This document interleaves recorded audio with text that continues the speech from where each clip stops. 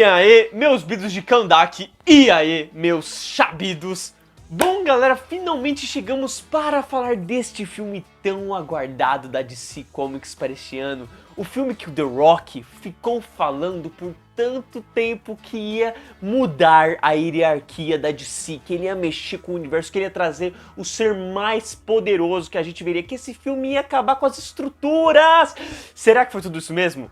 Galera, eu vou deixar aqui minha opinião sobre o que eu achei do filme Adão Negro. O review todo vai ser sem spoilers, eu vou dar algumas diquinhas, mas nada que vai entregar nada do filme, vou falar da cena pós-crédito e tudo isso sem dar nenhum spoiler do filme, então pode ficar tranquilo, segue aí comigo e vamos ver o que eu achei desse filme aí, que só nos trailers já não tava me pegando muito, mas eu fui com o filme de mente aberta e o que será que eu achei? Bora lá! Só uma informação de leve pra vocês, eu estou sem meu monitor. Então isso daqui foi o máximo que deu pra fazer de última hora, assim. Eu peguei o balde da Liga da Justiça, que é o que eu tenho aqui da DC, aí peguei aquele Shazam que tem o Adão Negro também, que é aqui que ele tá meio que mais anti-herói, né, e não tão vilão. Então tem algumas conexões aí com o filme, aí é só pra deixar essa leva aqui pra não ficar um vazio no quarto e pra eu poder falar logo desse filme, porque senão vocês vão ter que ficar esperando mais uma semana. Black Adam. I was a slave until I died. Now, I kneel before no one. You have two choices. You can be the destroyer of this world, or you can be its savior.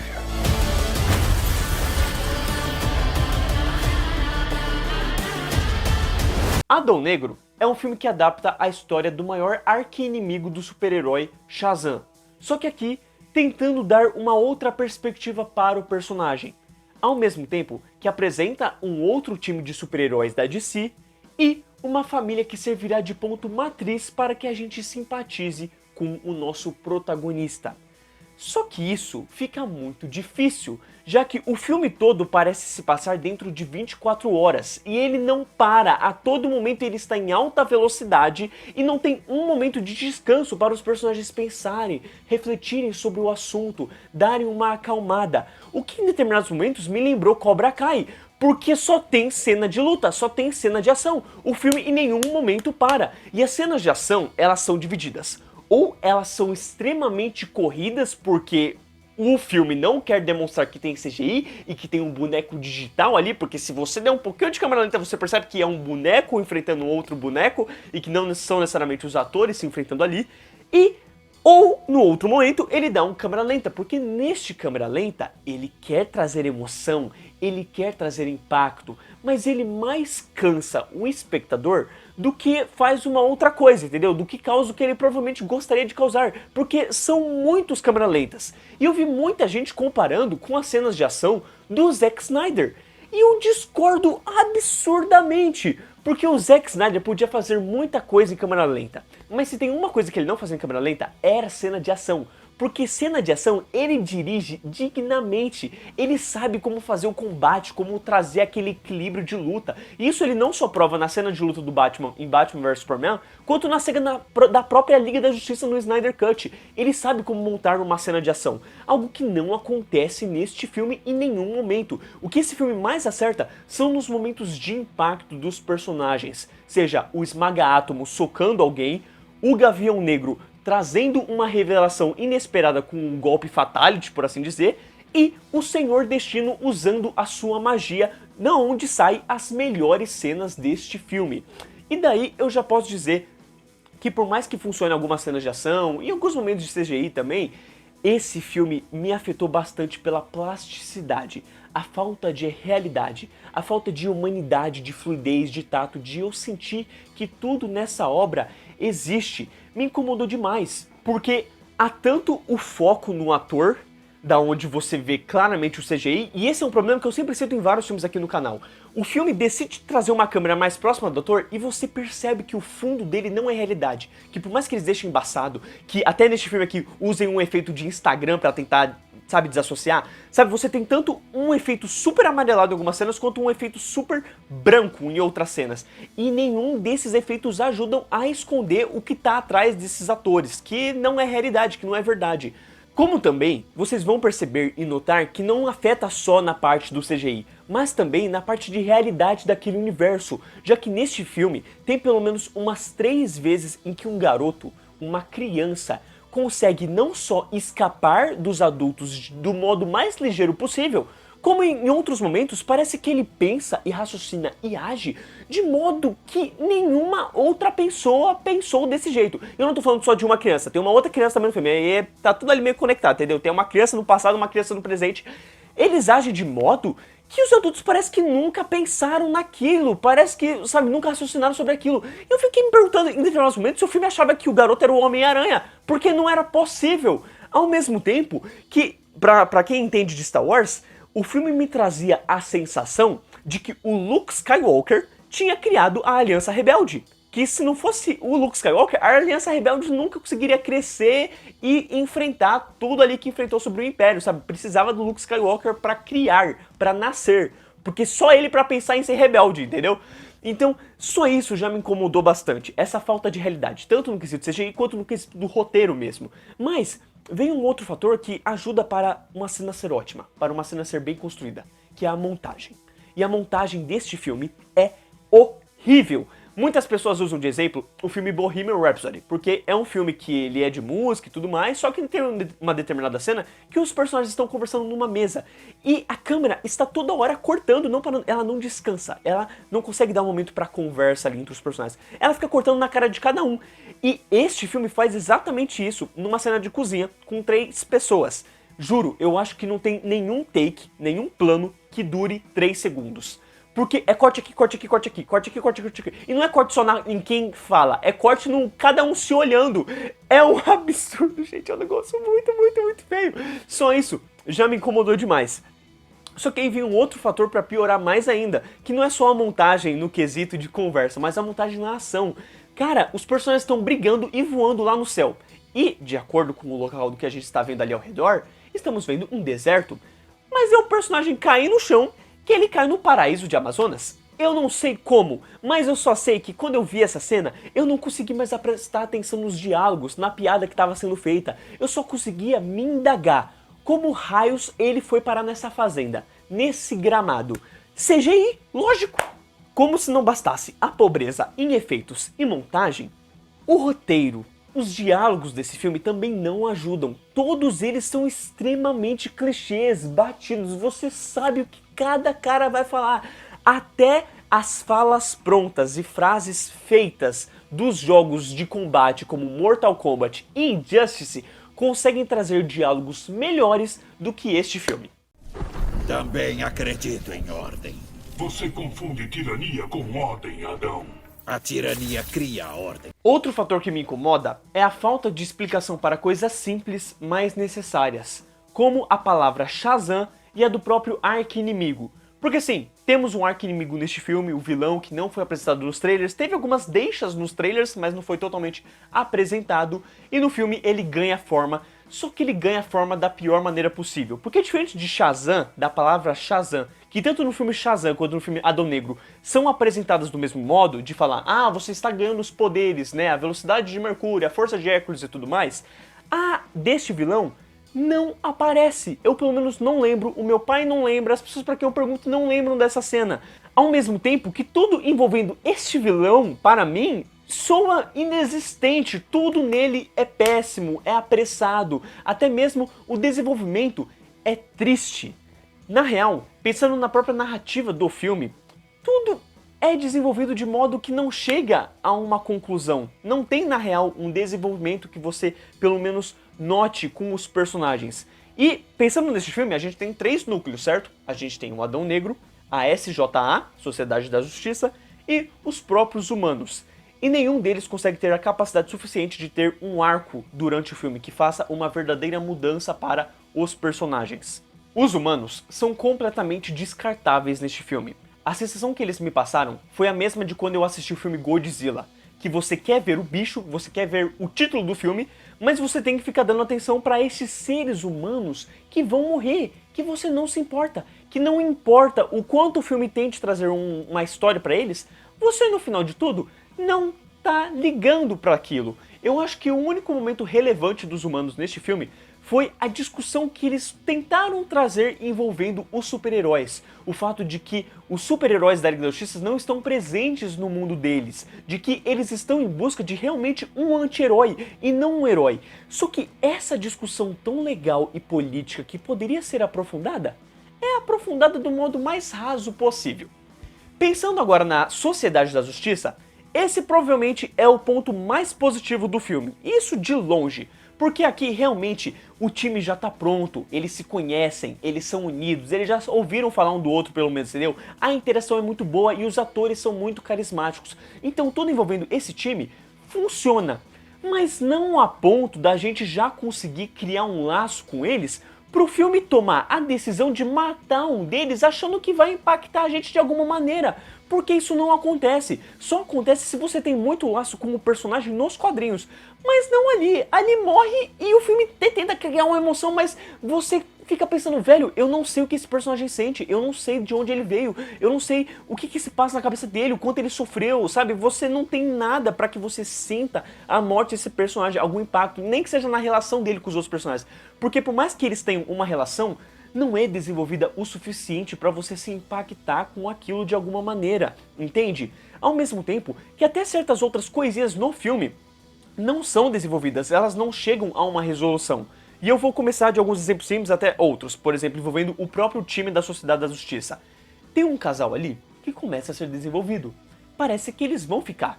Só que não ficam, não tem nada. Eles têm um flerte o filme inteiro, mas não tem um vai, entendeu? Você acha que vai, mas não vai. Aí, um outro personagem fica falando que vai dar bronca no mais novo.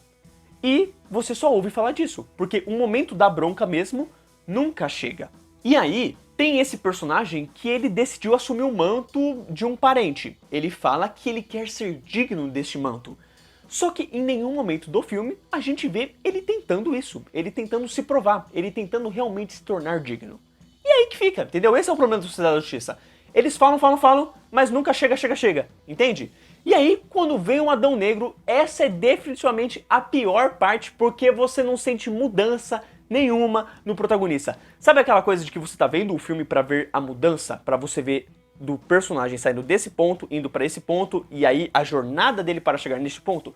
O Adão Negro simplesmente não tem essa mudança. A única coisa que é minimamente notável é uma frase de efeito que ele decide usar no combate final. Porque, de resto, ele é o mesmo personagem, ele só entendeu a coisa mais óbvia que ele devia ter entendido desde o começo. Mas de resto, não é como se tivesse alguma mudança. E a atuação do The Rock, do Dwayne Johnson, não ajuda em nada, porque ele tá com a mesma cara de pateta o filme inteiro. Algumas vezes ele solta um mini sorriso pra parecer que tá desenvolvendo alguma coisa, entendeu? Mas no fim não tá mudando nada. Se ele estivesse se tornando mais humano também, você não teve um momento disso pra ele falar, nossa, eu gosto da humanidade, eu aprecio os seres humanos. Simplesmente não chegou nisso. Não teve um desenvolvimento claro pro personagem. E eu fico mais triste ainda envolvendo o The Rock, porque o The Rock é um ator carismático. Eu sinto que foi até um erro talvez da direção. Porque se você pega outros filmes tipo Jumanji, A Fada do Dente, Velozes e Furiosos mesmo, ele pode não ter a melhor atuação do mundo, mas ele tem carisma, ele tem um jeito dele que te conquista, que te pega, que te atrai pelo menos. E nesse filme, cara, eu não consegui sentir isso em nenhum momento. Eu simplesmente não consegui me importar com nada envolvendo o protagonista do filme.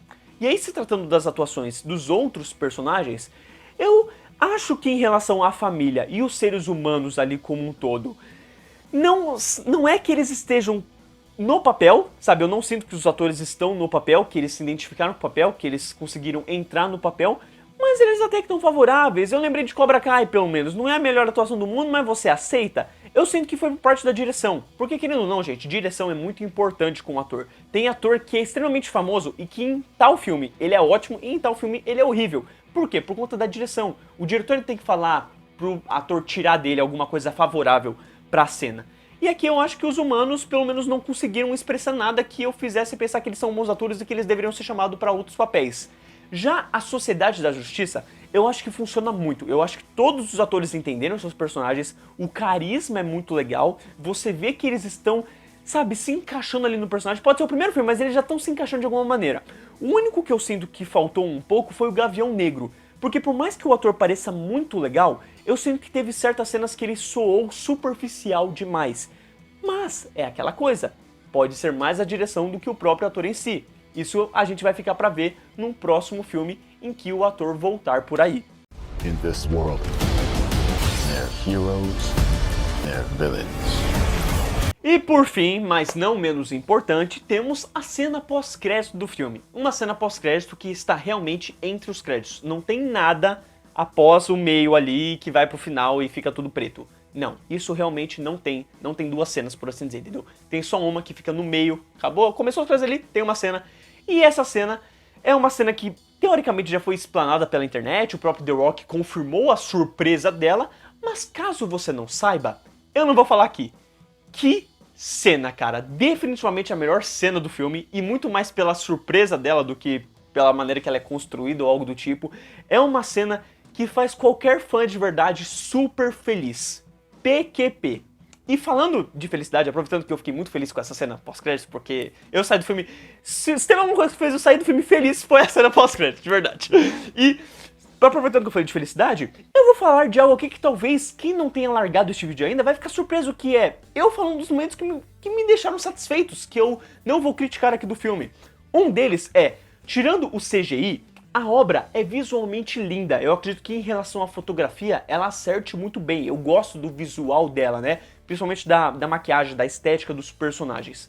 Outro fator também que eu gostei foi o próprio humor. Eu achei ele muito mais equilibrado do que eu imaginei que seria por conta dos trailers. Se você tem nos trailers algumas cenas péssimas, como a da garota descendo ali o próprio vidrinho, eu acredito que no filme como um todo, essas cenas elas conseguem ser relevadas. E a maior parte das cenas eu consegui ou rir, ou se eu não rir, eu pelo menos me senti normal. Eu não me senti forçado a rir, como a Marvel faz muitas vezes. Então fica aí um ponto pro Adão Negro.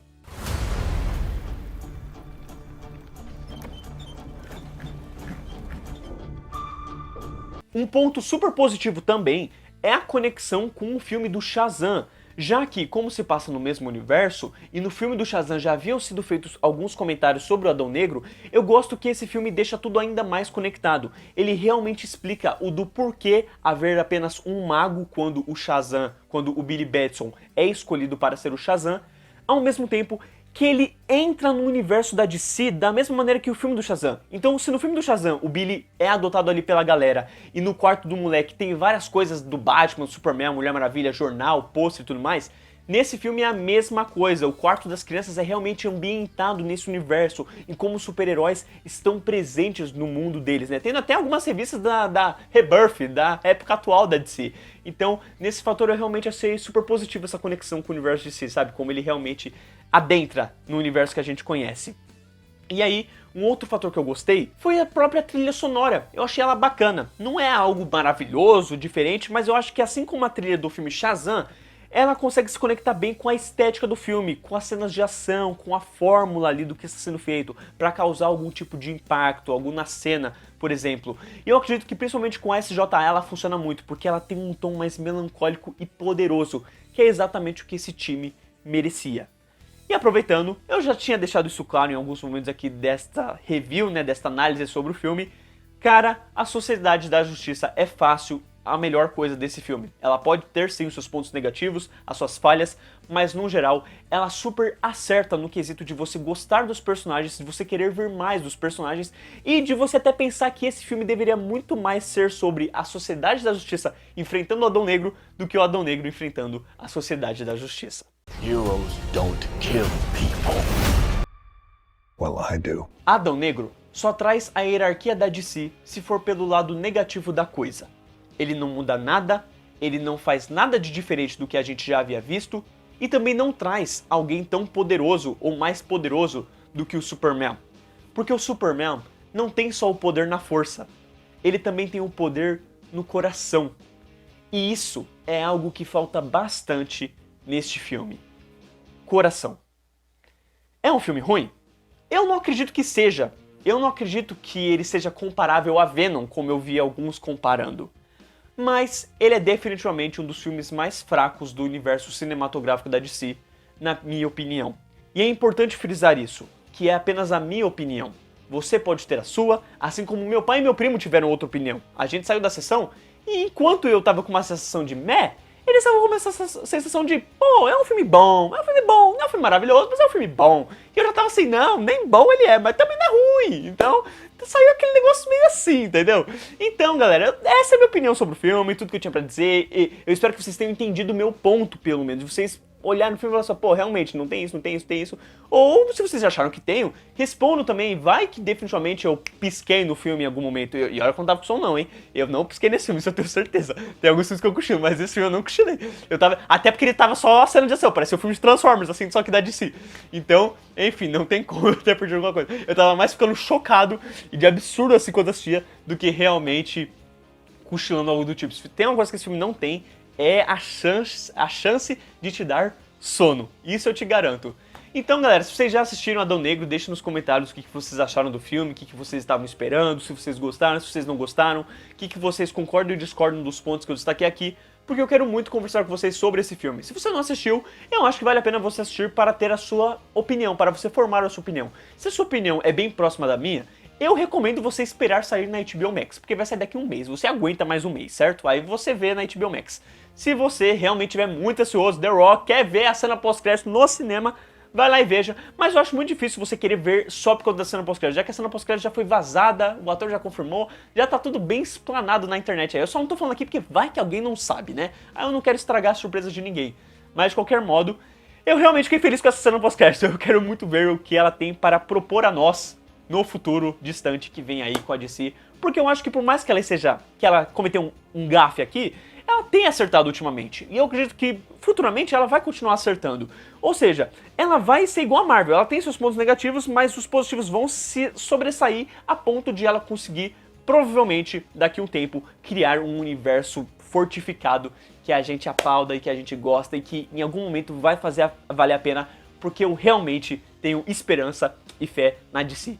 Principalmente com essa cena pós-crédito aí. A cena pós-crédito é a definição de esperança para o universo DC. Muito obrigado por assistir o vídeo até aqui e a gente se vê no próximo review do próximo filme ou da próxima HQ que eu for falar aqui no canal. Muito obrigado, valeu, falou!